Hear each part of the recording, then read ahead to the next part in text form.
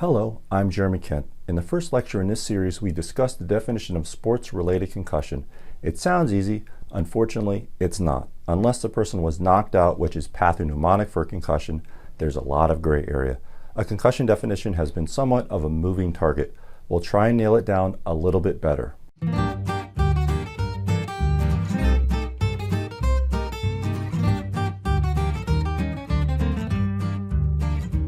Let's start with where the word concussion originates. The Latin root of concussion is concutere, or concussus, meaning to shake violently. Don't judge me for my accent. I never took Latin. We know now from methodical research and painstaking experience that a concussion encompasses much more than just violent shaking. I wish it were that easy. While some concussions may cause violent shaking, also called impact seizures or concussion convulsions, most do not, and instead most present with much more subtle features. So this original Latin definition is limited. Concussion for many years was the sole term used to describe this head injury, whether it occurred in the motor vehicle accident or on the football field. A more specific term for concussions that occurs during sports, sport-related concussion or sports-related concussion, began to be used in the late 1990s. Sport-related concussion typically is shortened to SRC. SRC's first appearance in a consensus statement occurred in 2000 by the Canadian Academy of Sport Medicine Concussion Committee. SRC was adopted 14 years later in the consensus statements by the American Medical Society of Sports Medicine, the AMSSM, and the American Academy of Neurology. From 2014 on, SRC has been used universally. This is important as it shows a shift from grouping SRCs with other traumatic brain injuries. There was a slow evolution of understanding that SRCs have a unique mechanism, pathophysiology, and clinical course. Discussion still rages on whether an SRC is a mild traumatic brain injury, but we won't step in that now. So let's venture onward from terminology to definition. So where do we start? The literature, of course. The definitions are operational definitions, which ultimately means that it provides a vague outline without providing much detail. This is the fault of nobody and truly reflects our lack of a gold standard to diagnose an SRC. As I alluded to earlier, despite our great efforts and interest to define concussion, no single agreed-upon definition exists. Over the last 10 years, there has been no less than 7 consensus statements by different groups outlining their definition of an SRC. Each group phrases their wording somewhat differently, such as a definition from the AMSSM which states that an SRC is a traumatically induced transient disturbance of brain function that involves a complex pathophysiological process. The National Athletic Trainers Association, in their 2014 consensus statement, defined a concussion as a traumatic-induced alteration in mental status that may or may not involve loss of consciousness. As I read these words, I think maybe a cloud generator would be most appropriate. Many of the consensus statements take the lead from the group that really started it all, the International Conference on Concussion in Sports. That's a good pick. I swiped it right from their website. Big names have been involved with this group. International concussion experts convened for their first meeting in beautiful Vienna in 2001, and they've been convening ever since to update their report. Their most recent consensus were the Berlin Guidelines held in 2016 and published in 2017. They do a nice job of summarizing many of the previous consensus statement definitions to support their conclusions. I will use the Berlin Guidelines as a basis for an SRC definition moving forward. Prior to 2001, the definition for a concussion had not been modified since 1965, written by a British neurosurgeon, so it was a little dated. It wasn't until 2001, when the Conference on Concussion in Sport convened for the first time in Vienna, did we get an updated definition.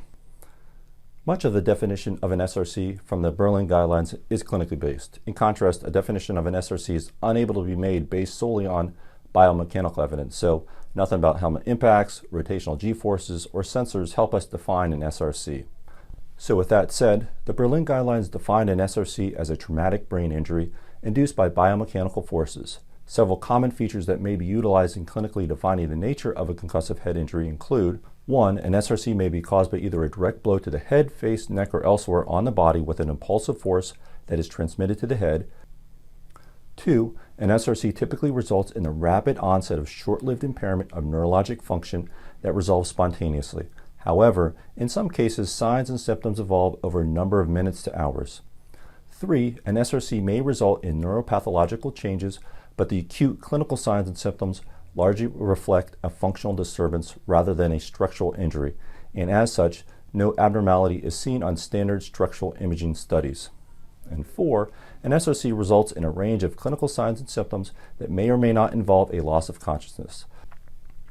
Resolution of the clinical and cognitive features typically follows a sequential course. However, in some cases, may be prolonged. Those are a lot of words. Again, word cloud. But let's try and highlight some of the important parts. An SRC is caused by a direct blow to the body, not necessarily the head, but the force is transmitted to the head. So this might seem like common sense, but to define a concussion requires trauma. A headache without trauma is not a concussion. Moving on to the next point. Symptoms, which are at the heart of this diagnosis, are typically short and evolve over time, either resolving or changing entirely. Ringing in the ears morphs into a change in a mood, leads to hours later a headache with photophobia, all in the course of 24 hours. Another point we'd like to browbeat into fellows and residents is that an SRC is not a structural injury, but rather a functional one. This is in contrast to the more severe TBIs, which can lead to intracranial bleeding and axonal injury. The Berlin guidelines do make mention that there are chemically induced neuropathological changes, the influx and outflow of certain neurotransmitters or metabolites in the brain that is thought to lead to pathology.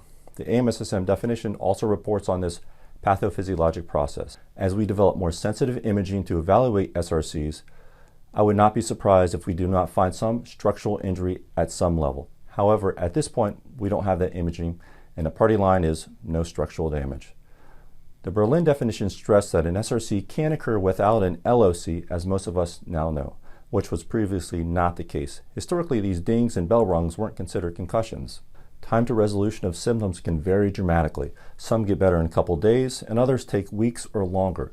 This is why doing treatment studies on SRCs is so difficult, because of the large standard deviation, which requires a large study population. With that said, most SRCs follow a predictable, progressive improvement with only a small percentage showing post-concussive symptoms that last longer than 4 weeks. The Berlin definition is thorough and describes in clear terms what we understand about concussions currently. I wish it was a little bit more succinct. In that sense, I do also like the AMSSM statement, but they make no mention of the symptomatology of concussions, because a lot of times symptoms are all we have to go on. If I was going to come up with a definition, because why not, everyone else has, I would probably use the AMSSM description with some additional tidbits. It would go something like this. SRC is defined as a traumatically induced transient disturbance of brain function that involves a complex pathophysiological process with predictable symptomatology that typically resolves over a sequential course. I probably wouldn't group MTBI with SRC. Usually MTBI is thought in terms of a motor vehicle accident or combat injuries. I've seen combat MTBI, and while there are a lot of similarities with SRCs, there's also a fair amount of differences. Most notably, the soldier's life was in peril from the blast. This can lead to acute combat stress, PTSD, and other behavioral health comorbidities that blur the line between concussion and psychiatric illness. So that's where we're at. SRC is a unique injury to sportspersons caused by a traumatic event on the sporting field of play. The definition has been tended to and manicured through the years, but the gist has not changed much. It's based on neuropathology, clinical symptomatology, and time course. It lacks findings that suggest it's a structural pathology, and we're unable to define it based on biomechanical data. Thanks for clicking in. Look for our other SRC lectures in the series. Watch your head on the way out.